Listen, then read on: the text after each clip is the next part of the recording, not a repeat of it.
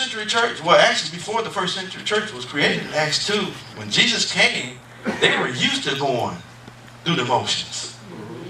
And yet when the truth showed up, they couldn't see him. Yeah, come on now.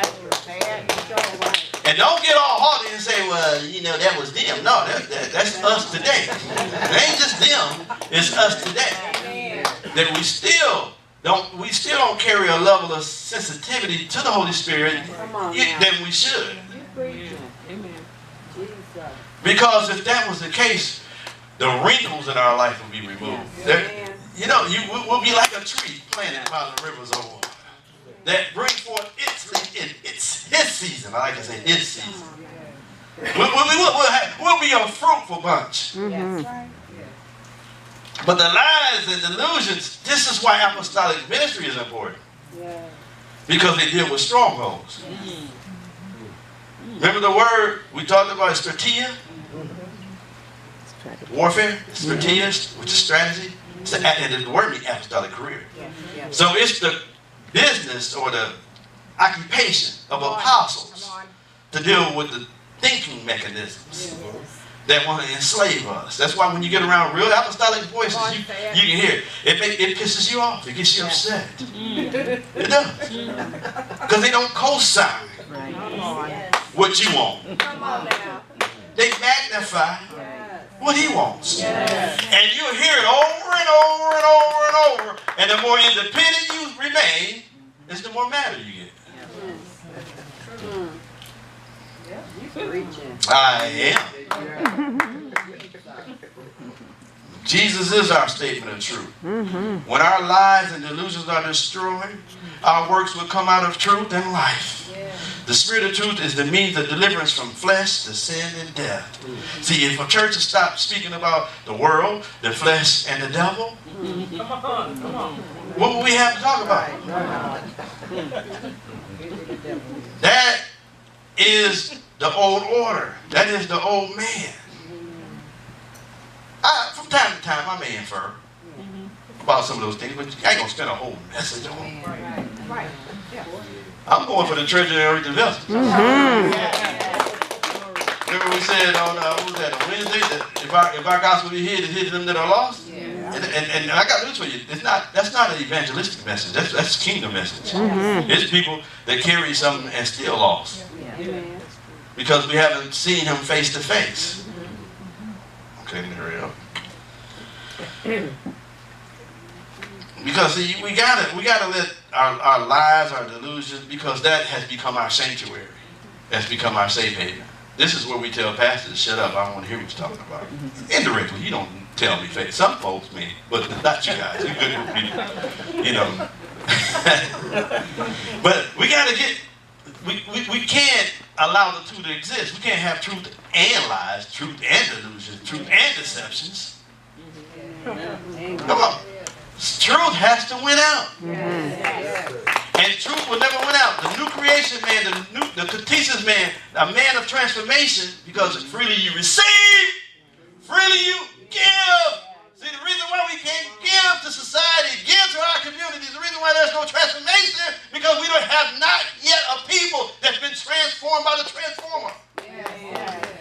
When we get on God's page, everything that's connected to us will get on his page.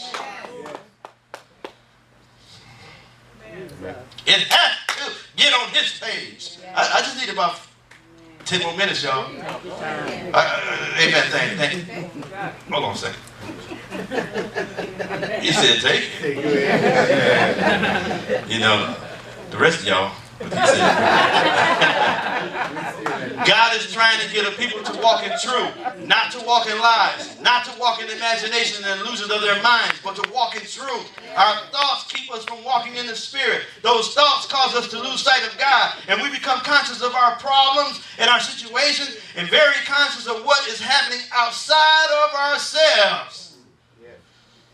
He wants to keep us focused on the external stuff. There's the fight on the external realm. It's where the lies and delusions come to fruition. But the beginning, the conception of those things starts in you. So if we erase and change, eradicate, and evict those things that's in us, then the things that concerns us will change as well. The expansion, catch this please. The expansion of the kingdom at times is limited because the church refuses to ascend in its thinking. Consequently, incorrect mindsets, PMS, program mindsets, pre-programmed mindsets, continue to plague them. Wrong thoughts are roadblocks. Those that are on Facebook, don't you repeat this and write it and take it for yourself. Wrong thoughts comes from me. Wrong thoughts are roadblocks. Wrong thoughts are roadblocks in our ascent into the mind of Christ. Because we're supposed to grow up into the head. The head is a man, yet the head is a process. The destination is thinking the way he thinks, seeing the way he sees, hearing the way he hears. That is the headship we're talking about. We're not talking about this figment of imagination. We're talking about I'm on the same page. I see what he sees, I hear what he hears, and I say what he says. Jesus epitomized that. I only say what I hear him say. Right? I see him doing the works. It's not some spooky stuff that belongs to him. It's supposed to trickle down to the body. That's why he gave the Holy Spirit. That's why he pulled back the veil and emptied himself out and put it in the earth.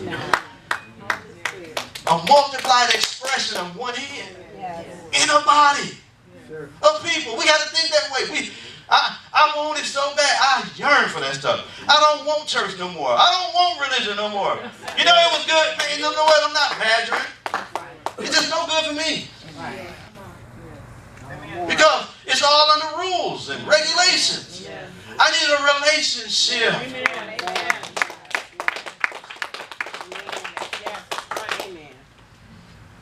Wrong thoughts are roadblocks in our ascent into the mind of Christ. The capability to live from our true habitation is up to us. It's not up to me. I wish I could. I wish I could just like take some parts of me and say, just sow it in you. What I do, when I share up here, and I tell you this is what the Spirit of the Lord is requiring from us, I'm giving you an invocation to come up higher. I'm really taking you, blowing the dust off you, and saying where you've been is not enough. There's another place, there's another position, there's another principle, there's another promise that belongs to us, not just me. It belongs to us. It belongs to you. You have to feel good enough about yourself. And it's not, you know what? You don't really have to feel good enough about yourself. Let me rephrase that. You need to feel good enough about what he said about yourself. Because if you keep inverting it, looking at you, you'll never feel good enough. You need to allow the spirit of acceptance to take over in you. You can pray that. Lord, teach me how to be accepted in the beloved. You can pray it. I used to pray Ephesians 1:7. I used to pray it on myself. I want to be accepted. My mind started changing. I'm accepted in the beloved. There's absolutely nothing else I can do to make him love me. Amen. Amen. Yes. There's nothing else I can ever do. He's not a faucet. He's not going to turn on or off. He's going to love us. He has loved us. He's committed his love towards us while we were yet sinners. How much more? See, how much more? So I'm not trying to sit around here and look at and measuring my life and assessing my life like I'm quality control to find out where I went wrong because everything is not in place. I must be off somewhere. I must have did something wrong. I ain't got time for that. I'm trying to figure out how to do it right. God, show me not to be distracted by those things. I ain't got time to try to figure out I'm off. You ain't off. Yeah, you lack wisdom. You lack understanding. It's not a sin to lack wisdom and understanding.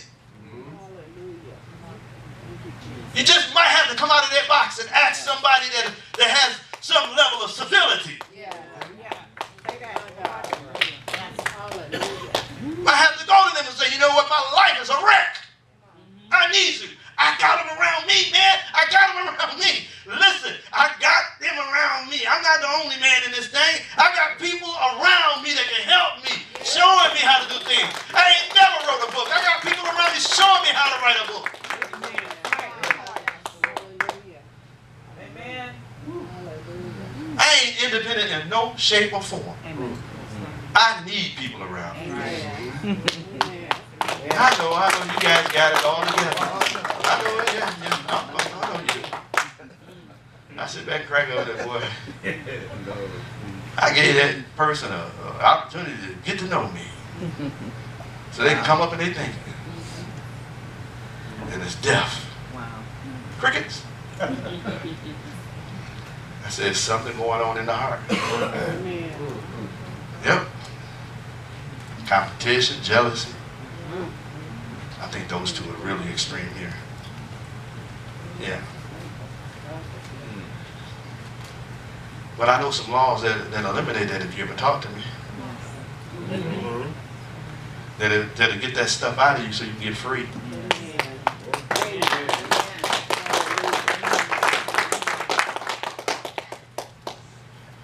See, we're going to choose to be formed by the Spirit of God or by the restrictions of our own mind. You can choose. It's your choice. It's yours. You're always going to have the choice. Always. Always. You ain't never... God ain't a Ghostbuster. He ain't going to just bust up on you. Tell you, get yourself together. He don't put you on your back so you can hear from him. Wow. Never tell my daddy that. Never. Somebody was telling me that. I said, hold it. That's not my daddy. My daddy's our father. Because your tired tail. No, I didn't say that. But your tired tail want to sit down somewhere and hear him. You don't have to get sickness on you so you can be upside down. What kind of daddy is that? You gonna do that to your kid? No, I don't have to put my kids in the hospital or on Skid Row or something for me to speak to them. That's great. Will he use those things? Yes. He'll use them because they all work together. But it didn't originate from him. It's not a daddy. He said, you being evil want to give good things to your children. How much more should I, being your father, give good things to them that love me? I knew that was going to happen sooner or later. Okay. Oh, no, I'm almost done, man. I hang out with this a little bit. I'll be walking like this. But I'm serious. We can choose to be formed. I just messed up a whole teaching on that. You can choose to be formed by the Spirit of God, the restriction of your own mind. The choice is yours. I told you got to do the homework.